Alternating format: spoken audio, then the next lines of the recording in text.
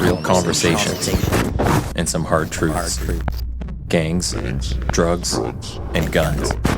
Giving a voice to those willing to sacrifice. We have stories that need to be told. We have lessons that need to be taught. Protect and serve. Welcome to The Quiet Professional. All right, welcome back, everyone. I'm your host, Nathan Romas, and today we are continuing our episodes in the series on service as we come up to Remembrance Day. These are a number of podcasts with current police or law enforcement partners who have served in the military. The focus is on service and kind of what that means and why it's important. This is in addition to talking with the guests about their experiences in training and deployments, the memories they have, the people they've interacted with, and the impacts of service. So today we have Daniel Heigh in studio, and he is a current member of the Edmonton Police Service. Dan is from Burnaby, BC, but grew up in Surrey. Dan joined the Army Reserves at age 18. This was the Royal Westminster Regiment. I said that right? Yeah. Okay. And he transferred to the regular forces in 2009 and became a member of the 1st Battalion, Princess Patricia's Light Infantry. Dan was deployed to Afghanistan from October 2009 to June of 2010 and left the forces for policing in 2012. So welcome, Dan. Thanks for having me. So maybe we'll kind of get a bit of your background since you haven't been on the podcast before. And our previous guest, he had actually done a show before we did the military service one. So his background's already there. But if you could kind of start us with what it was like growing up in Burnaby and Surrey, and then take us through to what kind of led you to military. Sure. Yeah. So I was actually just born in Burnaby, and then I moved shortly thereafter to my parents' house when I got out of the hospital. It's funny, being in the military, I realized I'm not a good storyteller because I served with a few people that were great storytellers, and I prefer factual accuracy over comedic value. So, growing up in Surrey, it was, I think, pretty similar to Edmonton in a lot of ways. I used to hear a lot of people give Surrey the snub, and it's dirty, it's high in crime.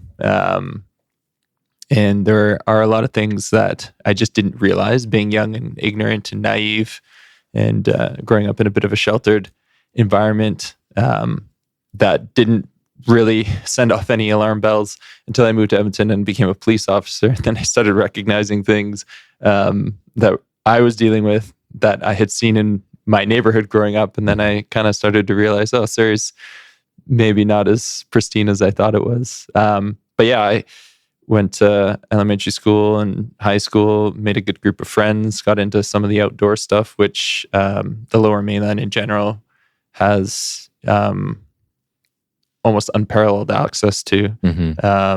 Snowboarding. I got a little bit into rock climbing and bouldering, mountain biking and those kinds of things kind of in my teen years. And when I moved to Edmonton, I ended up really missing those things for the first couple of years. But I've grown to enjoy Edmonton, I guess, call it home now. So Surrey police is not in your future. I don't even know if it's in Surrey's future. They just had that the new mayor. The new mayor, yeah. And I think that's what one of the first things she said was that she's going to review it or get rid of it. So you're saying you grew up there and now being a police officer, you look back, and I have this too where I look back and I was like, oh, I didn't realize half of this stuff was actually pretty bad. Some of the things I saw were pretty bad or dangerous. Did any of this high crime or any of the stuff that you saw then have kind of an effect on your trajectory in life?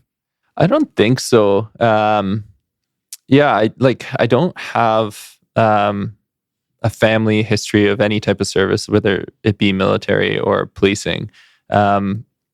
I don't know that some of those experiences really affected my decision making, or if it was just something that always was an interest to me. I had a very big affinity for Remembrance Day when I was a little kid. I don't know if I just thought the things on the TV, the programs and stuff on Remembrance Day looked cool, or if like the soldiers looked cool, or I don't know. There was just some affinity that drew me towards that line of work. Actually, before I applied to the military, I applied to the RCMP just as a young man. And I didn't end up finishing the application, although I'm pretty certain I would have been deferred. I pursued the military route. And I think the big thing that drew me to the military or planted that seed would have been September 11th. I'm pretty sure, it's kind of foggy now, but I'm pretty sure we were having breakfast when the second plane hit the tower. It was either that or we saw one of the towers collapse live. Like it wasn't a replay. They were just watching it. And one of those two things happened. And unfortunately, I can't remember. This is like you're at home having breakfast with family. That's right. Before I went to school. And then, it was on a bit at school. And then I remember going to soccer practice either that night or the next night. And that's when all the air traffic had been shut down. And I remember kind of having this feeling of, like, I don't know if the world's ever going to be the same. Like if I'm ever going to feel safe or how long it's going to take for me to feel safe. Well, how old would you have been around then? I would have been almost 13, so 12. Okay. Because I think I was about grade 9. I remember seeing it. We were like in a gym class. I think it was gym class. And the teacher kind of called everybody into a classroom. They put this on TV. And it's actually kind of crazy to think how an event so far away can feel so close to home, especially when it's even in America, whatever's happening there, especially a big event, it's going to have an impact here, whether it's 9/11, George Floyd, like it's instantly going to be coming here. You just don't know what form or how we're going to get drawn into it. So it's kind of interesting to hear that. And do you think that had a bit of an impact on you deciding like maybe I want to kind of look in this direction? I wouldn't say that's what started I'm interested in that direction. I think that planted the seed of, I guess, I think it was the first thing that happened that kind of led me down the path because my dad, I guess I shouldn't say I don't have a history of military service. My dad was a recruit back in the 70s for maybe less than a year. I don't think he ever finished training for medical reasons. But he would always say how the military was, like the Canadian military is a joke. It was underfunded and all this and that and the other thing. So I actually grew up with this perception of the modern Canadian military being a bit of a joke. And then, obviously those feelings of like, when am I going to be safe and all that kind of stuff kind of faded into the background as we carried on with normal life, as it were. Those events didn't really specifically affect my life or the, my personal safety or whatever. We flew after. It was fine. We crossed the border lots because we live close to the border. It was fine. But I guess the next really big moment would have been 2006. And I think that's when, if I remember correctly, that's when the Canadian mission in Afghanistan changed and they moved from Kabul down to Kandahar.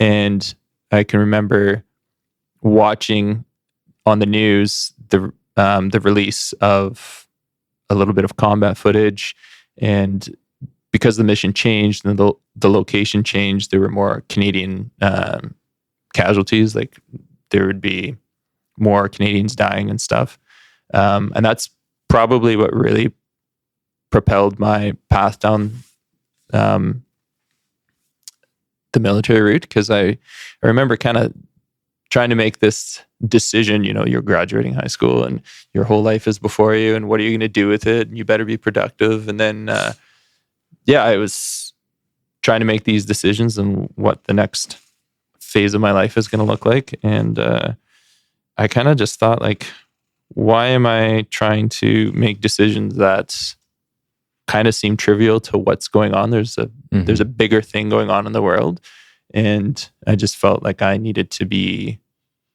part of that, or like I needed to do my part because other people were.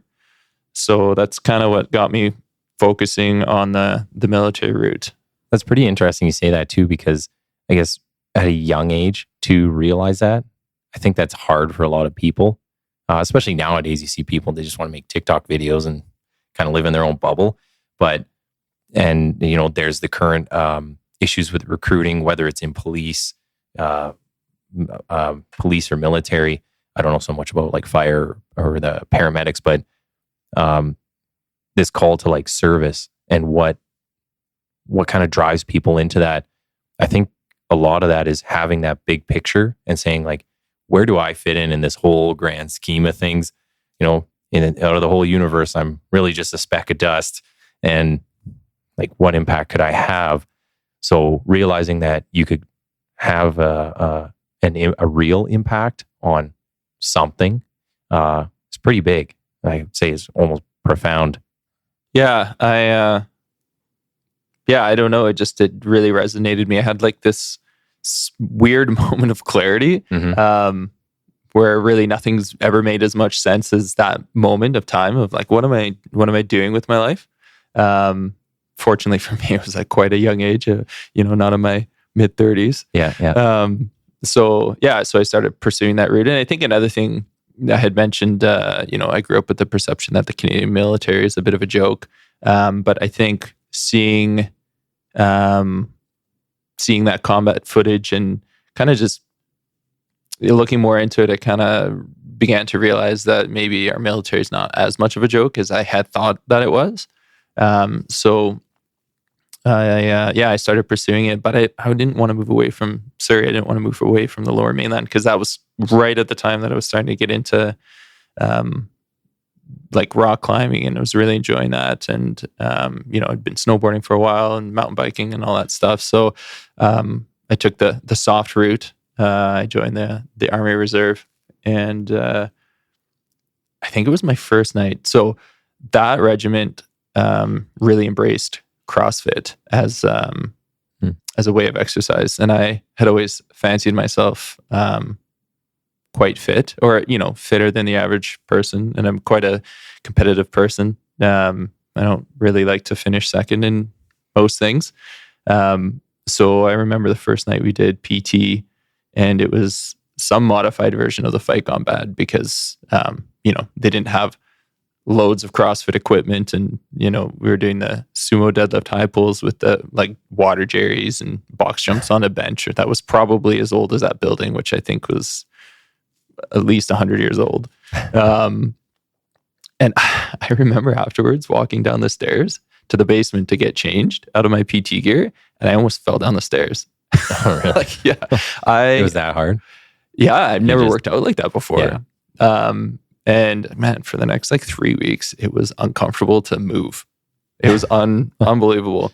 But yeah, seeing some of the people in that regiment or that unit that were that committed to fitness and stuff just laid the foundation that this is something I really wanted to be a part of. Well, and seeing other people at least kind of put their heart and soul into something, that might give you some drive, right? If you're just around people that don't want to be there, or they're all negative all the time, or whatever it might be, or just not motivated, you're kind of going to turn into the average of all those people, right? So, no, that sounds interesting. How long were you in the reserves for?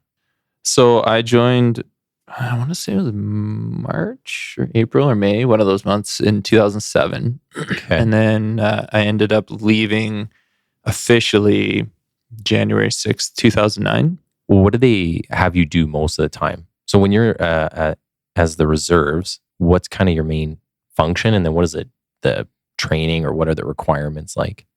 To be honest, I don't really remember what the application process was like. It's not, well, I don't know. It's not the same as here. There was a few tests. There was like an English language skill test. There was a spatial awareness test, which I was terrible at. Really? It's like all these geometrical shapes unfolded with different patterns on it. I could not figure that out for the life of me. So clearly I'm not going to be an architect or an engineer, but I'm okay with that. And then, I don't know if there was no interview, or a very short interview. It wasn't like a BDI or not a BDI, but the there's no BDI or anything like that. They just ask you a few questions, which I can't really remember. But then I got was it a call? I think call. Basically, this regiment, show up here on this day. This will be your first day. I got sworn in. The requirements, I think, to be in the infantry are pretty low. It's not rocket science. Point a gun this direction, pull the trigger, and it goes bang. Did they have you doing all that in the reserves? Or were you doing firearm training? Oh, yeah. So the primary reserves' main goal or objective is to provide operational support or supplementation to the regular force on deployments and that kind of stuff. So you do all the things that the reg force would do. Just, it's hard you don't go on like a month-long or 3-week-long exercise because the minimum commitment for the reserve is one weeknight a month. Oh, okay. But if you parade it's once a week. The schedule is once a week with a 1 weekend exercise in a month. So on those weekend exercises, you would do like range days. So you'd get they called it a PWT, but it's the same as our qual. So you get qualified on your weapons, and then you have different statuses. So if a deployment comes up and you've done all your training, you would show as a green status. Mm-hmm. So you could go apply to be part of that operation or deployment without having to do any extra training to get yourself up to the acceptable level. And then there were, other statuses. But basically, if you kept up with the training and you went to all the exercises, you should be in that green status. So you're 16, 17 when you're doing this? I was 17, 18, yeah. And are there ranks in there? I think there. Yeah, there are. Yeah, so I joined as a non-commissioned officer or a non-commissioned member, officer, whatever it is. So I started out at the very bottom of the rank of private. Yeah, yeah. What would you end at? I ended up corporal when I left in 2012. So does your rank in the reserves have any impact or bearing on when you get into the reg force? No, the biggest thing was training. My level of training. So I signed up I think it must have been March, and in 2007, and then I got my basic done as a reservist in Chilliwack. It's the same training center that the Mounties use, the Pacific Regional Training Center. It used to be an old engineer base in the 90s. Okay. But now the Mounties use it for training and stuff. So I did my basic military qualification. I think it was like 5 weeks. That summer, and then I did my soldier qualification right after that. There was, I think, a week off in between. And so I spent the whole summer training out in Chilliwack. And just to put it into perspective, the Reg Force BMQ, basic military qualification, is, I don't know, like 3 months, I think. Substantially longer than the time that I spent in Chilliwack. So you didn't have to do that because you came in with some prior experience? Yes. So in the infantry, and I think it's the case around most, if not all trades, in order to be trades qualified, you do your basic military qualification and then you do your trades course. So because I was a reservist, they broke it down and added soldier qualification, the SQ portion, which I think is incorporated in the BMQ in the Reg Force. Okay. So I did BMQ and then SQ, and I still had to do my infantry course. So that October of 2007, I got an opportunity to do my trades course with a Reg Force unit in Meaford, Ontario. So with like the Central Area Regiment, so the Royal Canadian Regiment. So I spent 4 months there. And again, to put it into perspective, reserve BIQ, basic infantry qualification, is 4 weeks. Okay. So I did that in Meaford. I was there for 4 months, and then that basically qualifies you to be part of a unit. Like before you have all that stuff, you're kind of off to the side doing your non-qualified soldier stuff, learning some of the same stuff, but you're not part of a platoon. And so they won't deploy you. No. Or nothing. Not without that basic trades course. And then once you get that, you come back and you're part of like a platoon. You get assigned a platoon and a section and stuff like that. So to go back a little bit, what was it like for your family? So you tell them you're going to go to, I guess you're already kind of doing the pre-soldiering stuff. You're with the reserves. So they kind of already think you were going that direction, like you're going to end up in the military, or when you said, oh, I'm going to actually apply to the reg force, was it like, no, please don't? No, I think I don't have the most open or back and forth relationship with my parents. So I think I had actually looked into, when I made the transfer to the reg force, I had looked into everything. I think I had signed everything, and I just told them one day, I'm like, oh, by the way, I signed up to do this and I'm moving to Edmonton in like 2 or 3 months, whatever the time frame was. You were set. You knew exactly what you were doing and you wanted to go. Yeah.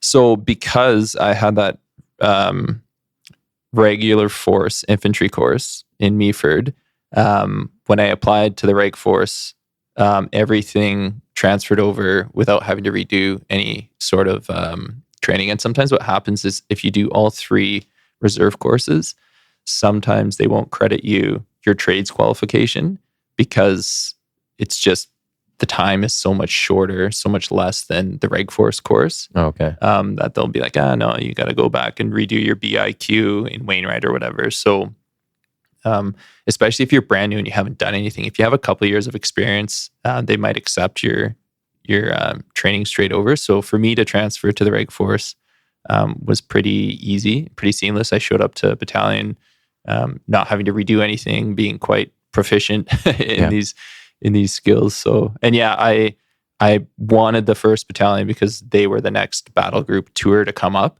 So it rotates Western area, Central area, Quebec, Western area, Central area, Quebec. So when I had applied to the military for a component transfer from the reserves to the regular force, they tried to send me to Shiloh, and they had just come back, or not, I can't remember if they just came back, but they weren't slated to go next. So that was the only time I ever had power in my military career. I said, no, I won't sign this unless it's the 1st Battalion. So so they came back and like, oh, sure, I guess they have room. And so I signed it. And then I always find that interesting. So you hear a lot of, I listen to a lot of military related podcasts, and you get a lot of guys that say, I get to wherever I'm going and I want to kind of get into it now. And they say that to the recruiters or staffing or whatever the unit might be. And sometimes they say no. And it's like, you think they would be kind of chomping at it to send whoever they can, especially if you have someone who's motivated to go. It's pretty interesting. Yeah, I mean, I don't think it's all that different from here. You come out of recruit class, you really want to go to a division, but they only have so many spots in that division, and then other places need more people. I think it's kind of a little bit of how it works, but I didn't want to go to Shiloh. I didn't want to go to anywhere else because Edmonton was the closest to home, and Edmonton was the biggest city. Mm-hmm. The other postings are like kind of in the middle of nowhere. Yeah. So at least outside of Quebec. Shiloh has a military museum. You could go look at that. Yeah. I don't know what else they have out there. I've been out there once. I've never been, thankfully. So when you joined, you're 18. What do you think made you so set on like going and doing this? Did you consider any other, like you said you applied RCMP, but did you consider any other job paths, schooling, anything further? Or was it just kind of, let's go into this? And then kind of, if you can explain why. I went to university out of high school, but I'd kind of already made that decision. Like, this is my focus until it's either possible or not. So I kind of just used university as a time killer. And I had done a concrete work as a high school student over like 3 or 4 summers. And I thought initially that's kind of where I would end up. I really liked the work. But then when I turned like 19 and I realized like it's great for a summer job, it's great to work your bag off for a couple months in the heat, but I don't know if I want to do this for all day, every day.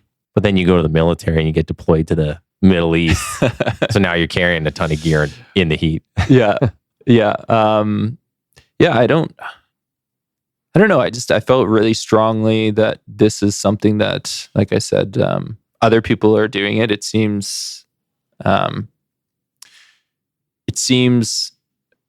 like the right thing to do. I think a lot of times with geopolitical events, it can, at least I've realized this now with hindsight and age, and if I dare call it wisdom, some of them, they aren't so black and white.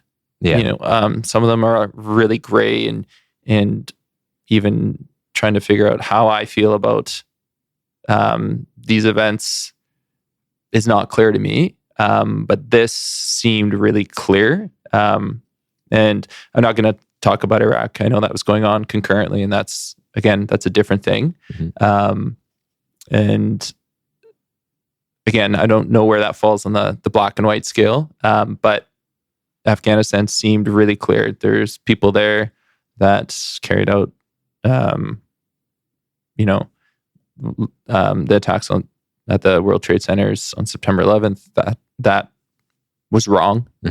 And this just seemed like the logical thing to do to, I don't know, like me contributing to making Canada my home, me doing something, giving back to the country. I really felt like I needed to give back to the place that had given me so much and continues to give us so much. Do you think at the time that you were getting in, was that kind of the main motivation from other people you talked to that were getting in at the same time, or kind of in there around the same years? I think among some of the younger people, it was. There was quite a range. And again, now being a police officer, I realized some of the people I worked with were kind of dirtbags. So I think there's a lot of different motivations. Some of the motivation was that giving back. Some of it was maybe personal challenge. I know there's a lot of people from the East Coast, and employment opportunities aren't plentiful on the East Coast. And really, the Army can be an easy paycheck if you can just shut your brain off and deal with the pain or the stress or whatever. If you can just kind of go... I say that's like any job. I mean, there's always a back office job that you can do the minimum amount and contribute, get your paycheck. But the military certainly supplies, there's an education component. There's a lot of skills, hard skills, right? And maybe even a lot of the soft skills, like learning how to be a leader, working on emotional intelligence. A lot of those things come from it, but it's you'll get what you put into it. So you get that back. Well, so when now you're transitioning to the Reg Force. So what does that kind of look like when you're, you put in, you said you just applied, you filled out all the paperwork and stuff. So where does it go from there?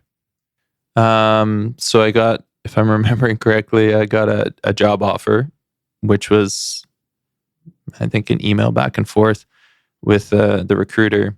And so I accepted the job offer, and then I got a posting date and some posting information. And it was actually, normally you would show up at battalion with a course of other soldiers from these training centers. And all that administration would be done for you, or at least you'd be showing up with a big group of people. I showed up by myself. I got some minimal instructions on basically be here at this time. And I was living in the shacks. I had applied to live on the base at first because I thought that would be an easy transition. And I didn't know anybody in Edmonton. Okay, so I was going to say, this is in Edmonton, so you're up on the garrison. That's right, yeah. And I didn't know anybody in Edmonton except one guy who I was on that course with in Meaford. So when I showed up, I don't even remember how I got the room. I think it was pretty sketchy. I just showed up to the building that's responsible for housing on a Saturday or a Sunday or something like that. And I got a key and I moved in, and I showed up on the Monday. I went to the orderly room. I'm like, hey, I'm here. Here's my paperwork. because normally everybody's expecting a course of people, so it's really easy. And they didn't have any idea of like that I was coming or anything like that, and they had to look over the paperwork and figure out where I was going to go. Yeah, I feel like you're gonna get to a point in your story where you're like walking to a gymnasium, there's 500 people all lined up, and they know what they're doing, and you're just like, here I am. Well, they told me to go to B company and a platoon, and I think that's kind of how I felt. I showed up and they were doing PT, and so at my old reserve regiment, if you didn't bring your PT gear, you just worked out in your combats and your combat boots, because like you messed up. You should have brought that. We do it all the time, right? Yeah. So you should know better. And they were getting ready for PT, and I'm in my combats because I have no idea what's going on. So I was like, I just started stretching, and the platoon warrant was like, take a chill pill, man. Just go get a coffee or something like that. Like just relax. But I was like, I don't even know what I'm doing here. So what does training kind of entail? So you're this is the basic, like what I'll say a basic soldier would kind of go through now. Yeah. So this is like, I've been posted to a unit now. So I'm fully trained. I'm no longer in the training system. So you get posted to a battalion, and then within that battalion, you get assigned to a company and a platoon within that company, then a section within that platoon. So I was assigned to B company, which had just got back from a provincial reconstruction team tour. So that company wasn't slated to go in October of 2009. So I was kind of bummed about that. But basically the daily life was PT at around 8 till 10, shower, and then I don't know, if they had like, not like a seminar, but like classes if they wanted to run people through on weapons drills or, clean up this, do that. It wasn't always make work projects, but it kind of felt like that sometimes. So some people live on base, some don't. Can they make you do more stuff if you live on base? Is there jobs for you to keep doing, or is it like 4:00, everyone's kind of gone home? No, it's more like 4:00 and everybody's gone home or whatever. Yeah, whatever time. The only other thing you had to do by living on base, and you only had to do it once, was like a room inspection. I guess just to make sure you weren't trashing the place. Which a room inspection in the shacks was way different than on a course. Like on a course, everything has to be, there can't be a speck of dust here. There can't be a fingerprint there. Everything has to be lined out. They basically just, as long as your bed was made and you didn't have anything you weren't supposed to in your room, they didn't care. So my equivalent would be to compare it to the Mounties. So going through depot, so living there for several months, and everything was, at any time you were fair game for the corporals to come in and just tear your shit up. And I remember they came in, and I'm positive we had everything squared away, and they just made things up just for the sake of ruining your day. But I remember we came in one day, there were mattresses in the showers. They threw the mattresses in the showers. Some people, and I don't remember which time exactly, but because there were several inspections, but I remember one, people might have been right when we first got our actual service pistols issued to us. And some people didn't lock it up properly, and the box bolted to the floor. And we walk in from the day of training, and when we get back, they had all the handcuffs kind of from these pipes. And we stayed in trailers at this time. They didn't have the new barracks built. So we were just in a million trailers. And they had handcuffs chained to the water pipes in the ceiling of the trailer. And they had like 3 or 4 guns just hanging from there, pointing at the door. Awesome. So you know what it's like to walk in the door and have a gun pointed at you. But yeah, I could imagine if you actually live there and you're going to live there for some period of time, they're not going to mess with you. That's your home. They let you have your home, but yeah. But on a course though, it's fair game. It's very similar to what you described, or at least it can be, especially at the beginning. There's actually that reminds me of something that happened to me in my basic when I was in the reserves. They tore our rooms apart. I have a picture of it somewhere, and there was like stuff everywhere. Like I have no idea. I still lost stuff from that. Like I have no idea where it was, but just stuff everywhere. Because one guy lost his room key. Oh yeah. So we were outside standing with our arms straight out, holding our room key at attention for like, I don't know, half an hour or something like that in the blazing hot sun. And then we go back into our rooms and our rooms are just destroyed. You have 10 minutes to clean up your room. Be back outside. Oh my word. Oh, there's a million stories like that. It's, you know what, in looking back on that, it's like, maybe some people think it kind of sucks in the moment, but when you look back, you have all these kind of cool experiences and stories to share with people. And not everybody gets to go through that.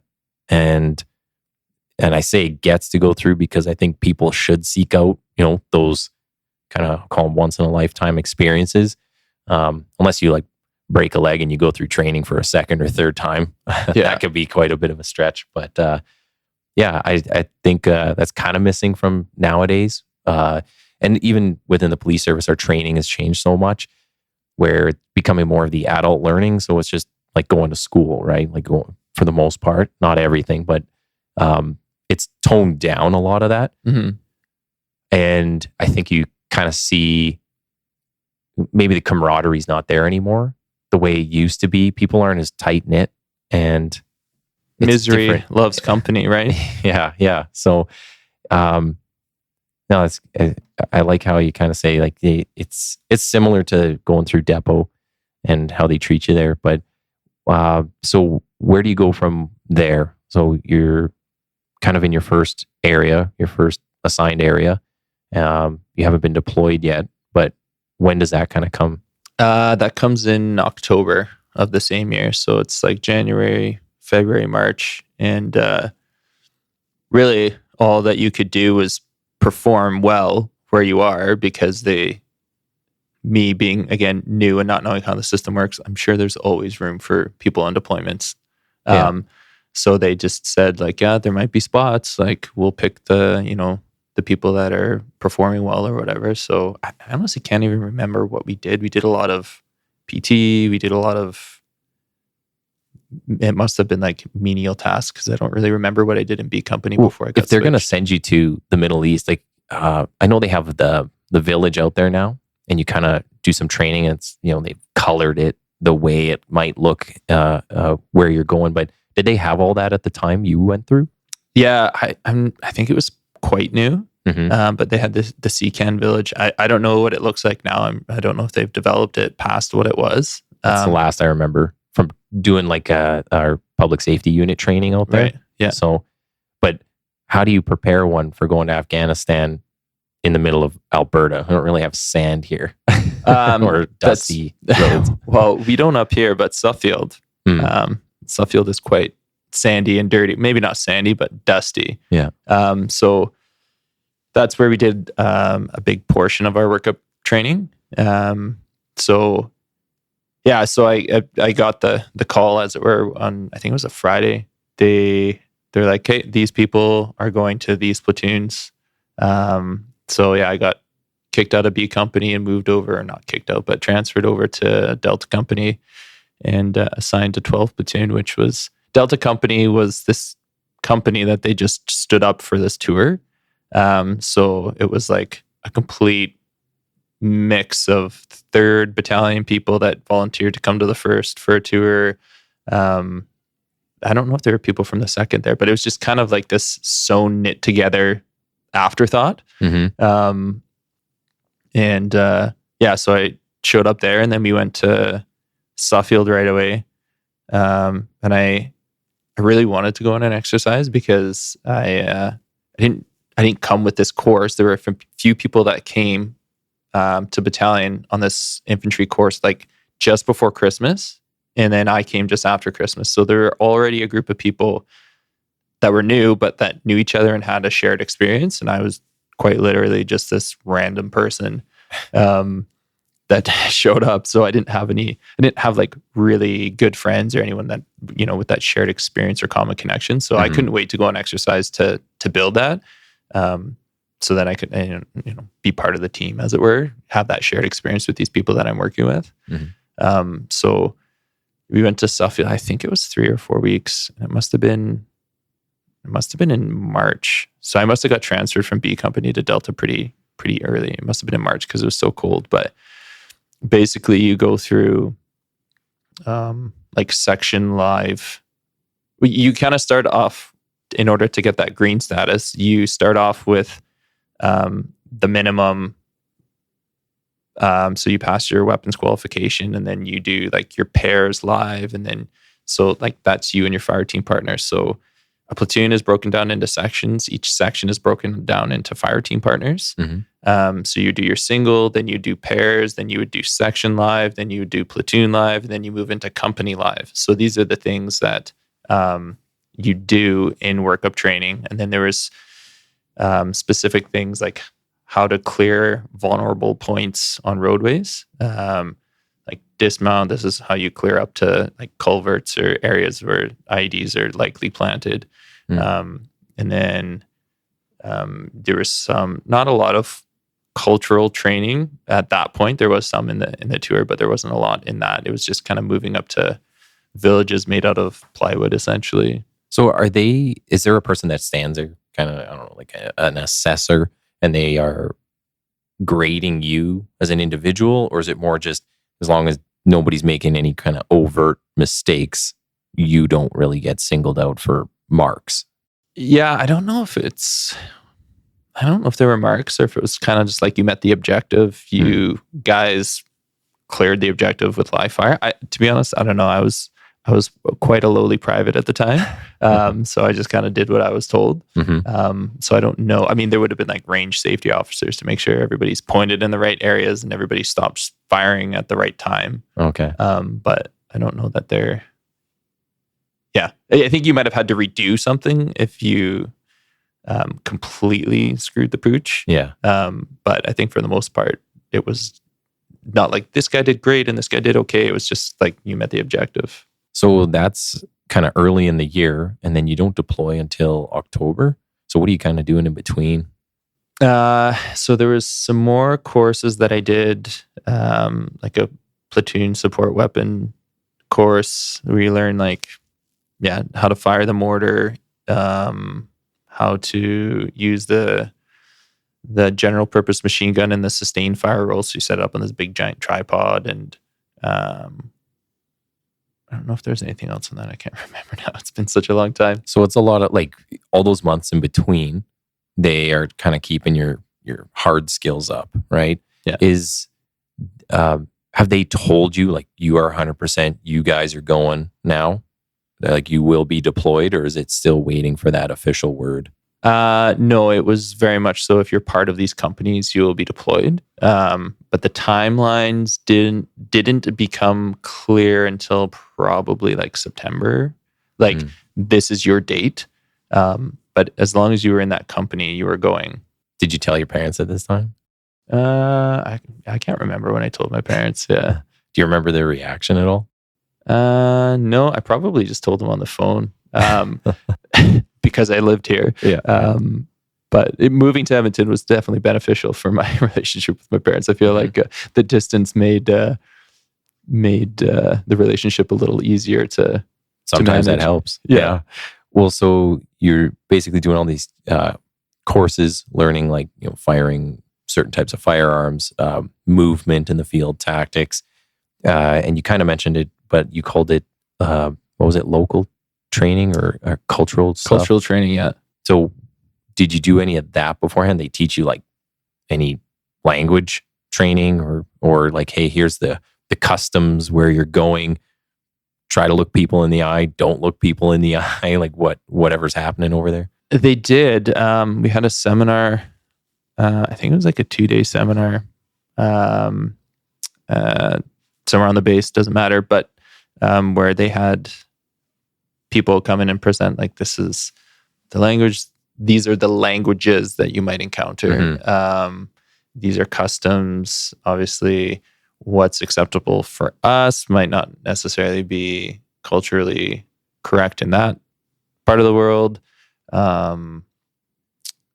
We went over some like very basic language training, but yeah, a lot of it was obviously geared to like respecting women, and like you might not think it's right that they wear the burqa, but it is what it is. And like, if you go to clear a compound and there's women there, like they have to be put off in their own room because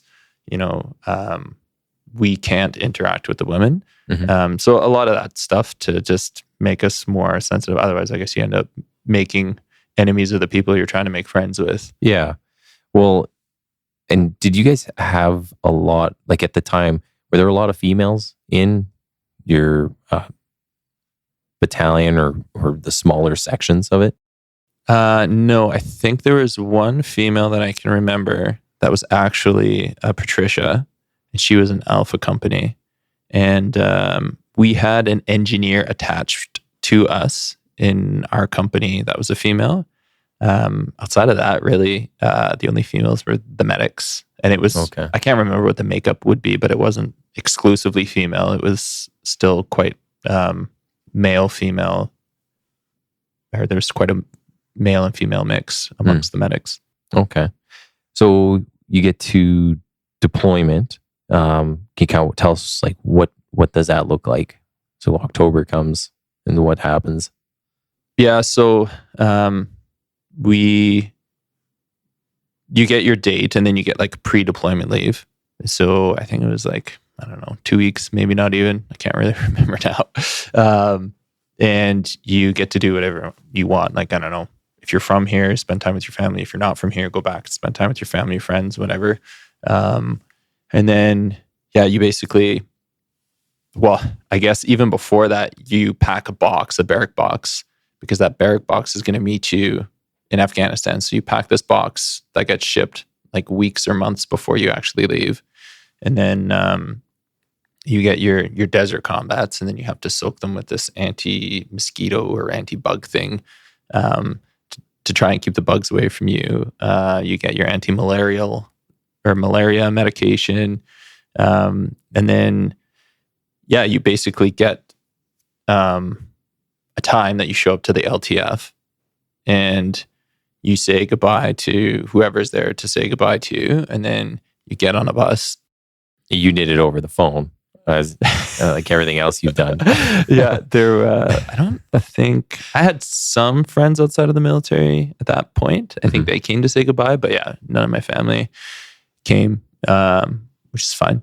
Did you go see them on the pre-deployment though? Yeah. Yeah. Okay. In that first year, I probably went back to Vancouver like 10 times. If I had a long weekend or like a few extra days off, I'd go back. Okay. Yeah, I spent a lot of time back in the Lower Mainland. Okay.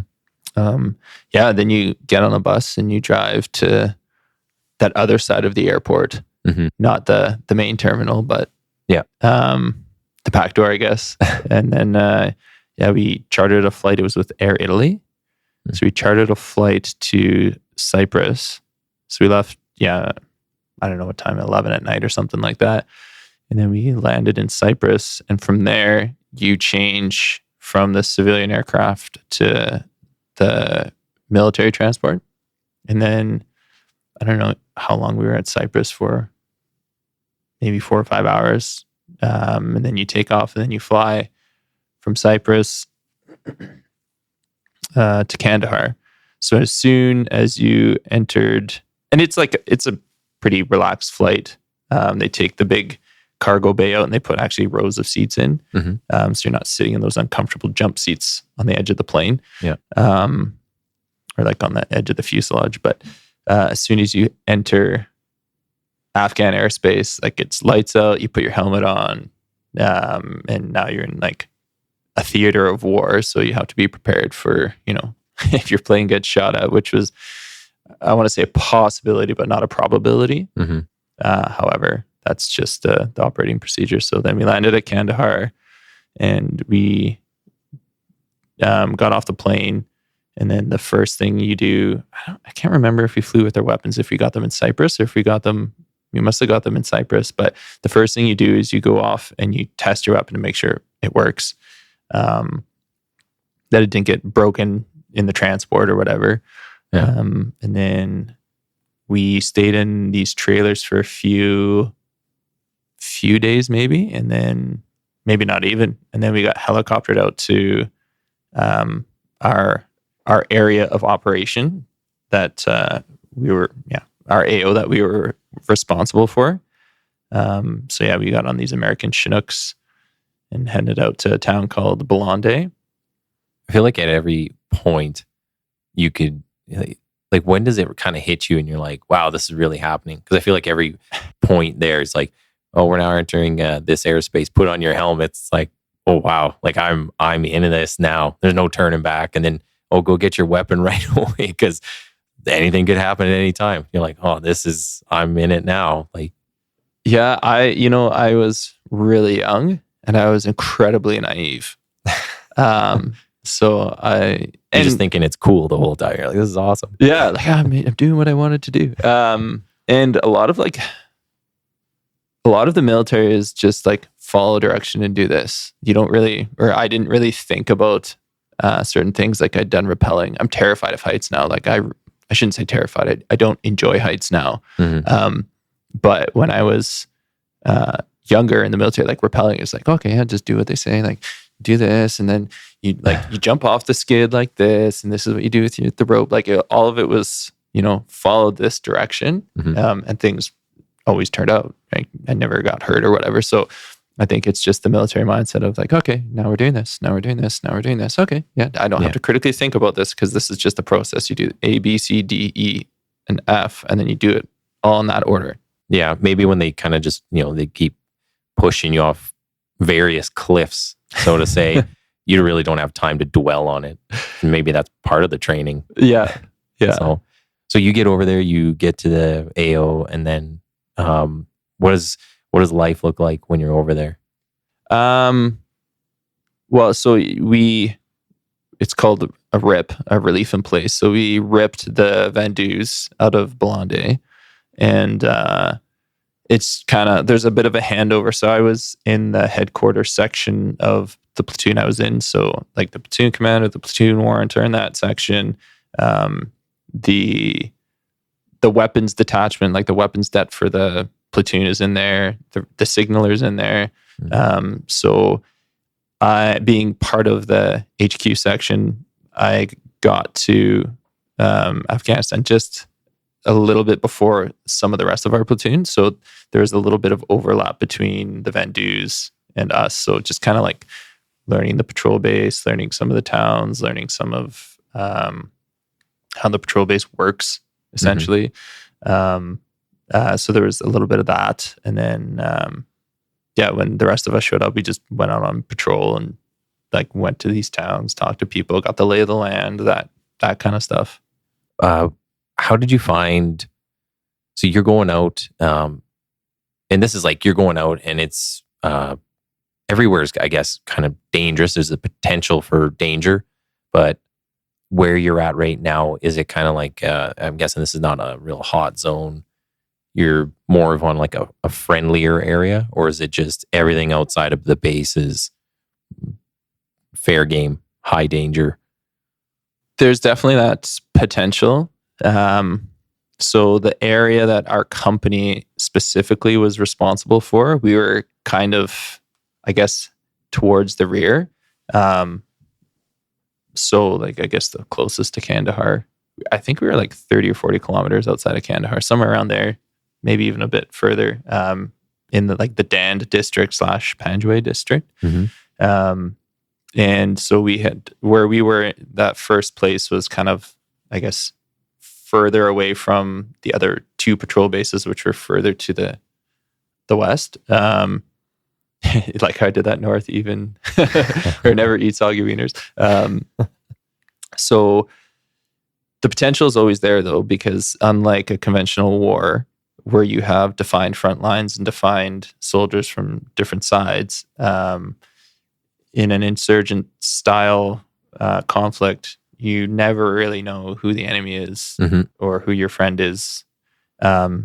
So the potential was always there, but for where we were, it was generally safer than a little bit down the road. But shortly, like we were only there for maybe a month, and then we moved further down the road to a place, I don't know, it's called A10. I don't know why. And is this like getting closer to the big city then? Like toward Kandahar? No, further away. And by like down the road, I mean like maybe 2 or 3 kilometers down the road, not very far down the road. And so then we moved to that area because the area of operations continually moved west. And like basically we provided almost like a beat cop kind of presence in communities. We'd show up, basically just be a presence. We weren't, there was no like huge war fighting going on. That was kind of like the regular day to day is you just send a patrol out into town, chat with people, see if anything's changed. And there were some bigger operations where we pushed further west, like as a whole group, like a whole company or maybe even a battalion. So those happened, but for the most part, we were just walking around in the villages talking to people. So how did you find the locals? Like, were they kind of receptive to you? Were people mostly standoffish, or what's like their temperament toward you? There was quite the wide range. So in that first place we were at in Balonde, when we went out and patrolled into the villages, like the kids loved us. They all wanted pens. I mean, who would have thought pens and paper, so they can actually write things down and draw things. Would have been all they wanted. But yeah, they really seemed to interact with us and enjoy our presence. I mean, obviously, maybe the people that didn't interact with us were the people that didn't really care about us. But then there were also the interactions. I did some convoy stuff for resupply and going to different parts along that road.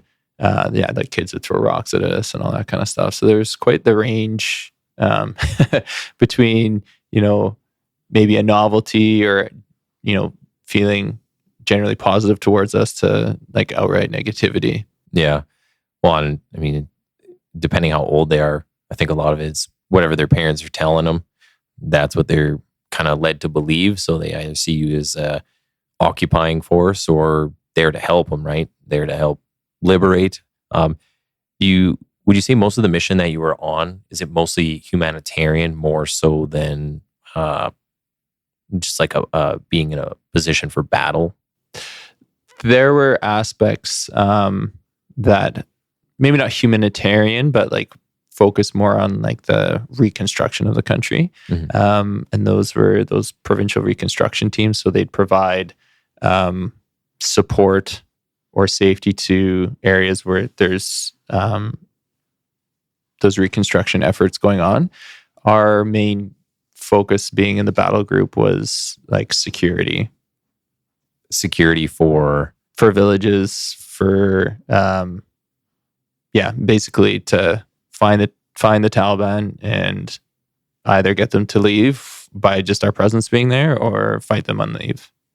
Did you find, was their presence really big in a lot of the villages you went to, or did you have any confrontations with any of the I'd say the Taliban or whatever groups were operating in those areas? Again, that's, I think, the challenge of an insurgent conflict. You never really know. The locals, I guess, would know because obviously they've lived in these villages their whole lives. They would know that, Johnny down the street's not from here. He dresses a little bit different, talks a little bit different. He's probably Taliban, but whether or not they would tell us and,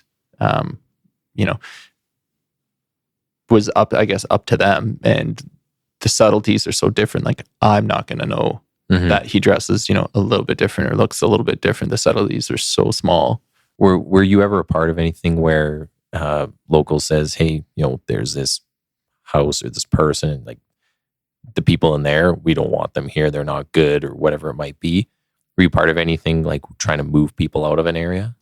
I don't think so. Again, like being a private, when we're having these shuras or meetings with the locals, it's actually like the platoon commander and the section commanders, sergeants, warrants, lieutenants, that kind of stuff. So I'm just kind of the guy standing out, looking out the outside perimeter. So I don't think so. I mean, we definitely searched compounds and I don't think we ever found weapons, but we found explosives and stuff. But they're mostly in abandoned compounds. We never, or at least I never fired my weapon. Like, it wasn't like this heavy combat tour where there was lots of firefights and stuff like that. I think they learned from earlier years, like 2006, that was kind of the the rumor or the general consensus is the 1st Battalion went in 2006 and fought the Taliban, and what was described as kind of like a Soviet era battle or like front lines. Like the Taliban used Soviet era doctrine to try and fight the Canadians, and the Canadians, trained to fight Soviet doctrine. So the general consensus among the people in my battalion was like, we rolled them. And they realized they can't stand and fight in a conventional or semi-conventional style of warfare. So my tour was like primarily IEDs. That was the main threat. So what's kind of your experience with the IEDs? You do a lot of like clearing roadways, clearing villages. So we didn't clear the roadways. But we'd walk through villages and we'd clear certain areas. We had a civilian contractor who had an explosives dog. So we used him to clear areas and look for explosives. I don't know that we cleared a lot of areas specifically based on information, or if I know we did a few. I can think of one in particular. But I think a lot of it was just providing that presence. And if you came across something, then you dealt with it. And sometimes you'd be told like, you gotta go over there and check that out. And then the engineers we had with us, they had like the metal detectors or however it works. I don't know. I wasn't an engineer, but yeah, they'd go check it out, and then we'd end up blowing up whatever we found. Oh, really? Wow. Did you get to see any of those? Did you come across any big explosions or? Yeah, I got a bunch of videos somewhere that I just haven't looked at in a long time. But yeah, I took some videos. Like you put your camera kind of in a spot where you could see it, and then you'd just start the video, and then there'd be like a countdown, and then you'd hide behind cover. Sometimes like quite a ways away. Yeah, you go back and grab your camera after the blast. Well, and a lot of the stories from overseas, it's like you might find one bomb or one explosive of some kind, but then it's connected to like 20 more, and they're just buried more underground or something. It's pretty crazy, like some of the stuff that they actually come up with. Pretty creative. Yeah, and the secondaries or the tertiaries, or like the daisy chain one to go off at a certain point, and then others go off behind it. Like it is very creative. But yeah, that was the main threat for us. So when you're on tour, you get what's called HLTA. So it's Home Leave Travel Assistance. I think that's what the A stands for, but you get basically a 3-week vacation. You can go do whatever you want. You could go back home for free. Like the military will pay whatever cost it is to go back home, or you could go do whatever you want, and they would cover a portion of it. Like the equivalent that it would cost for you to go back home, something like that. And I chose to go back home. And so I was visiting with my parents, and then I was going to go to Cuba with a friend of mine over that 3 weeks. And then it was December 23rd. My dad, I woke up early. My dad was watching TV, like watching the news. He's like, "Oh, hey, do you know a Lieutenant Nuttall?" I'm like, "Yeah, I do. He's my platoon commander." And he's like, "Oh, well, he died." I'm like, "What?" Like I couldn't comprehend. I had only been awake for like 2 minutes, but I had to go to the computer back when, if you wanted to access the screen, it was a computer, not a tablet or a phone. And I had to look it up, and then I'm like, oh, man, that's him. Like this kind of got a little bit real. So when you talk about, at what point did you realize this was, you're in it, this is real? That was definitely one of them. And then I got back, and again, you talk about or I had mentioned Misery Loves Company just as a bit of a, I don't know, not a joke, but there's an element of truth in it. And something like that is a huge experience for everybody that was like part of it directly or indirectly. And I didn't know how people would accept me, or if they would treat me differently, because I just happened to be on vacation when it happened. So going back was kind of this for me, it was a little bit awkward. I'm like, I don't know. Like, am I going to be, like, are people just going to be upset because I wasn't there? Like, even though that's beyond my control, I kind of had some of these irrational thoughts, and things ended up being fine. Obviously, people caught me back up to speed and learned some of the details and stuff. And well, and everybody gets that leave, right? Like everybody gets to go. You can't really, like I was on vacation when Woodall was killed here in Edmonton. And I know some people that were working at that time. And I mean, things can happen. Like you get your days off, you go on vacation, no matter where it is or what you're doing. Yeah, it's kind of out of your control. Yeah. So people are still out there. The public doesn't realize there's still cops protecting them at night. Yeah. So somebody's out there doing things. Yeah. So, what do you kind of remember about like your daily life? Like, so when you're not out in the village, like, is there Tim Hortons on base? Is there anything? Or are you just trying to avoid camel spiders? I hear about these things and snakes, and I'm like, no, that's not cool. Yeah. So daily life, you had kind of like, we had like a rotation. So there were three rifle sections and an HQ section in our platoon. So there would be a section that was like the operational section that would go out and do the patrols for whatever the period was. I can't remember if it was a day or a week or like 2 or 3 days. And then there would be a section that was kind of like off, but would be a QRF if something happened, like that section got blown up or got into a firefight in the village. Because where we were, everything was within walking distance. So, and then you had a section doing like security. So like manning your sentries and stuff, because you had to have 24-hour security on your patrol base. And then like HQ section was primarily responsible for manning the radio, because someone has to sit in the radio room the whole time and man the radio. That is basically your only means of communication with everybody. So you kind of switched between what responsibility you had. And sometimes things changed based on different patrol bases. Like the one patrol base we ended up at for 2 or 3 months, we had fresh meals in the evening. We had one fresh meal a day. And by fresh, I mean like it was cooked. And that was a section's responsibility. Like you're cooking dinner tonight or for these many days. And, but then it changed when we moved to the place we ended up at for the last 3 months or so. There was no fresh food. Really? So we ate rations. So there was no like responsibility for cooking or anything. That place was actually super austere. Like it was very Spartan. We had a generator for like, you could put on for like 2 or 3 hours a day. Like it was quite Spartan, that last place we ended up at. I just imagine half the time, like you can't really leave the base. No. So you're just stuck in these walls, and then it'd be like being stuck in a neighborhood, right? Like just throw up some walls around it, and then there's no movie theater, there's no shopping, there's nothing, there's no going to the restaurant. Like, so is it what's the movie there? Jarhead? Yeah. It just kind of seems like they're going insane, and they're like, I'm bored.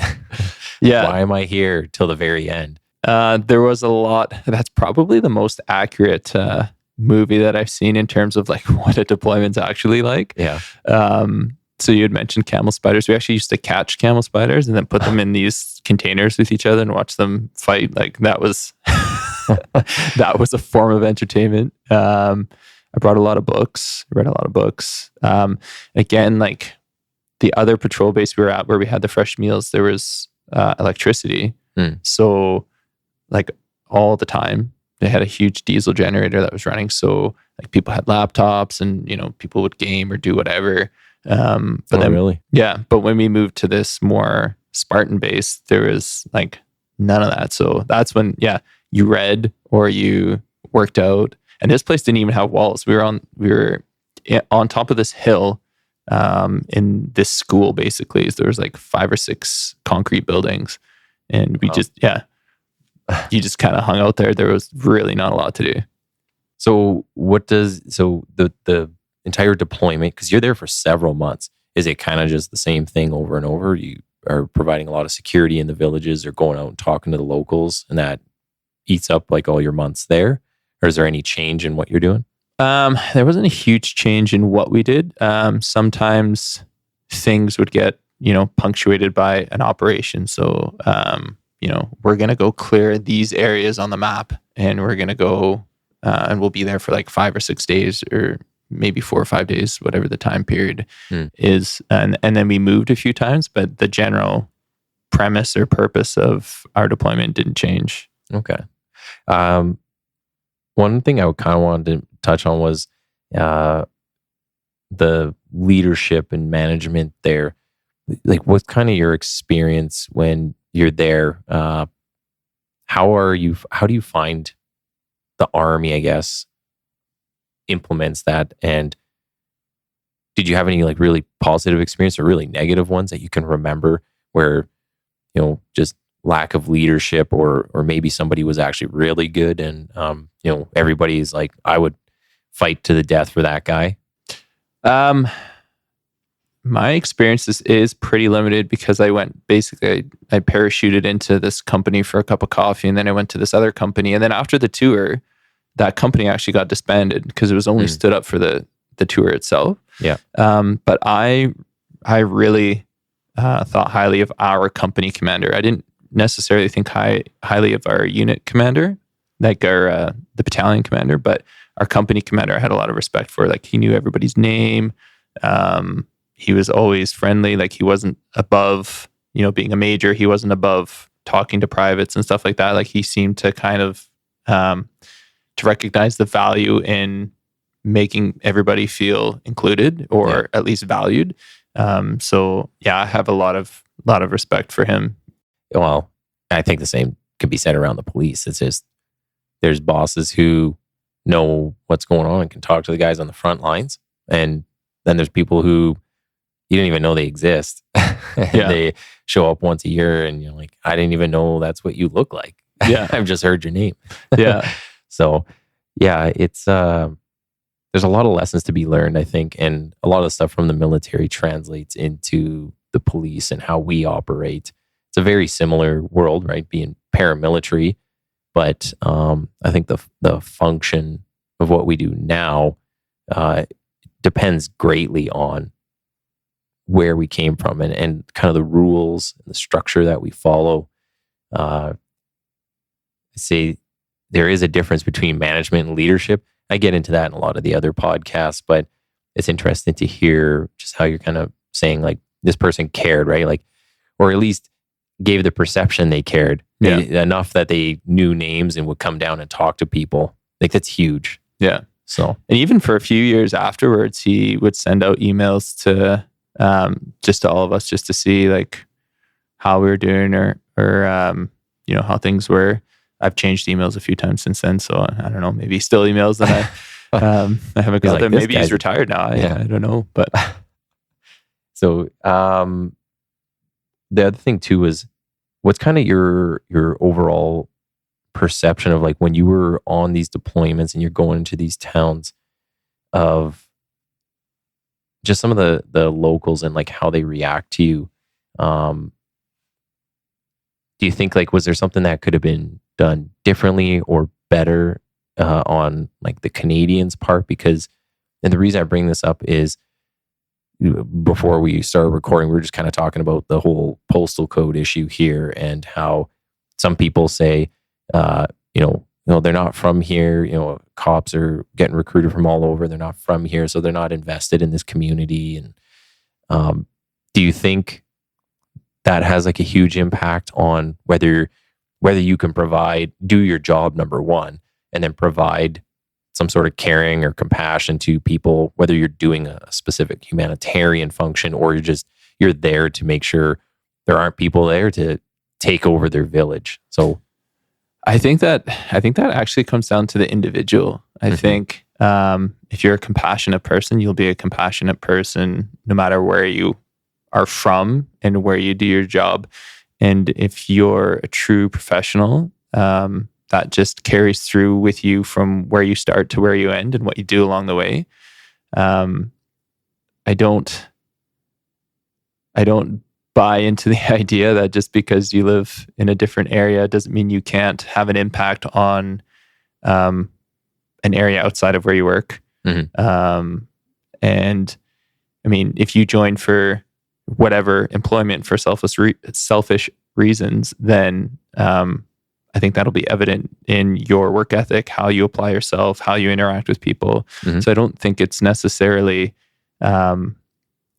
you have to be there with a vested interest. I think you just have to have those qualities. And I mean, I don't know if there's a better approach to what we were trying to do there, or if we could have done things differently.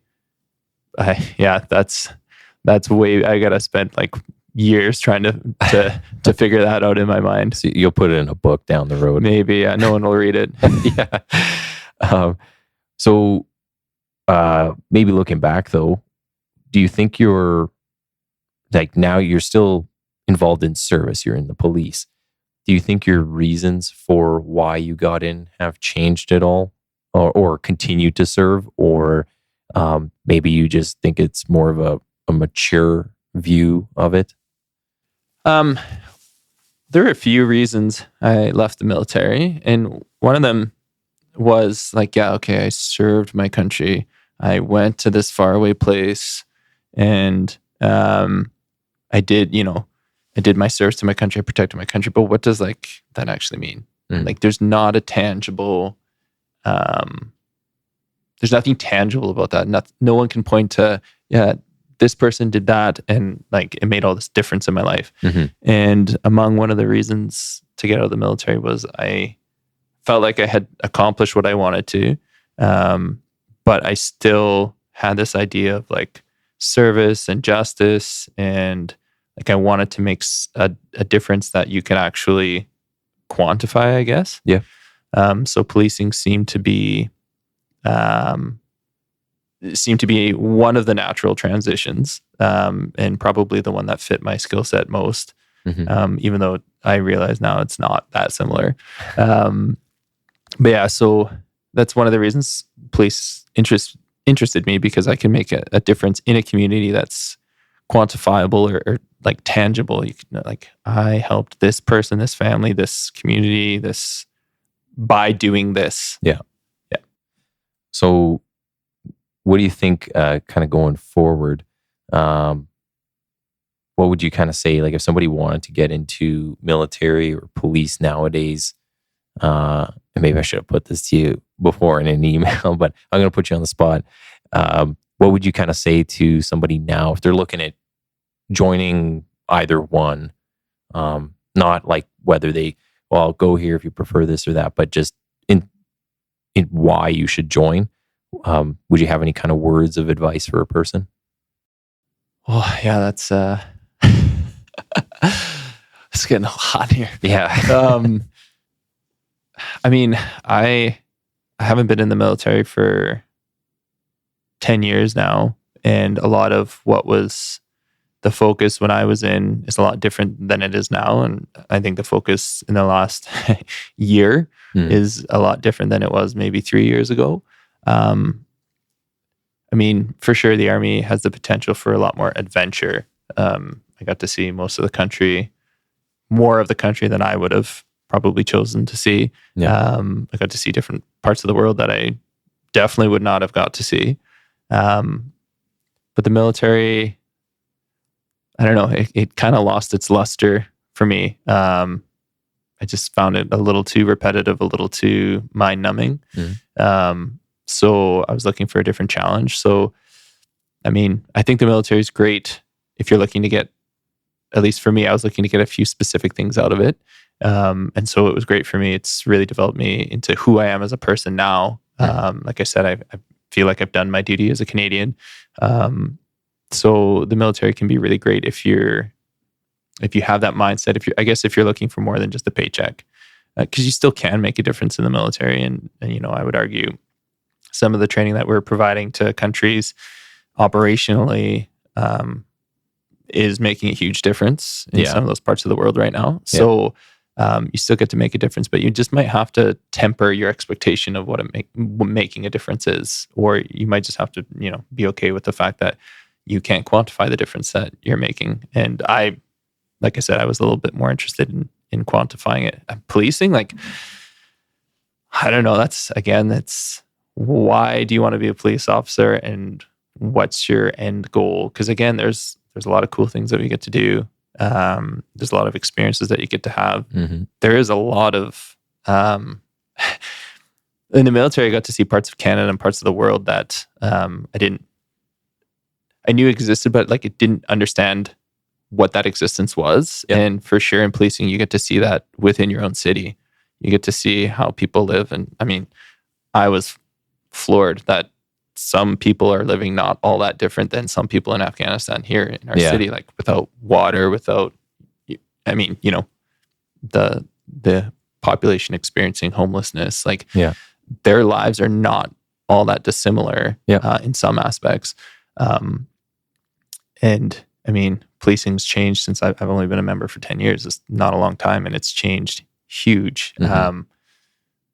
Again, like, you just have to have the right mindset about going in. Like, you're not necessarily going to save the world, and you're going to have to be accountable, and you're going to be maybe fairly or unfairly scrutinized. So like, there's a lot of things to think about joining police now that maybe I didn't think about 10 years ago. Well, one of the big things, the difference between military and police is, one, you're dealing with people who are not your own citizens. The other one is you're in your own backyard. So there's more accountability, more expectations for one, right? Talking to some of the military guys I know, it's like, well, your rifle is your first weapon, whereas here it's a pistol. You walk around with your rifle slung and you're ready to go. Here, you're much more reactionary to a lot of things. You don't get to just walk around with your guns out. Yeah. So a lot of the time, everybody else gets to make the first move, and you just hope that first move doesn't kill you. But and I guess talking about the having like something that you can actually touch or see, taking that piece home with you when it comes to the change. Yeah, the military, I guess you leave a lot of that stuff behind, right? You leave it overseas, whereas here, maybe you keep in touch with somebody, or whatever you fixed, you can drive by it every day, and you changed that, or you did that. You had a part in it. But yeah, the military one is definitely a lot harder to bring home with you. So yeah, and I know some people had kept in touch with some of their interpreters, and a lot of people I know did more than one tour. So I think if I had done another one, I would have been a little bit more alive to, my eyes would have been wider. Yeah. And instead of, looking through all my experiences through a pinhole, I would have probably had a little bit wider field of view and maybe taken in some of those things. But I think the age too might play into it. Like you just more life experience, you think of things differently, you see things differently. Like you're saying, you go back for a second tour, you're not as focused on maybe small things that are not as important. But when you're over there the first time, I could just imagine everything is like, wow. And it's a brand new experience. So yeah. But no, I think kind of got through most of what we were going to cover today. And is there anything that you wanted to say, or did I miss anything? No, I think that pretty much covers the entirety of it. Yeah. Yeah, no, I appreciate you coming in, and we'll have these out and get you a copy so that you have a copy. And I hope people like this. I hope to get more members in. So we'll have to kind of pick your brain see about who we could get in here to do more of these, because I think it's good. I think having people on to talk about their service, the people they dealt with, the things they've seen, how it's affected them, and kind of like the impacts, things you remember nowadays, even being 10 years out, like all that, the things you remember, right, that had an impact on you in some way.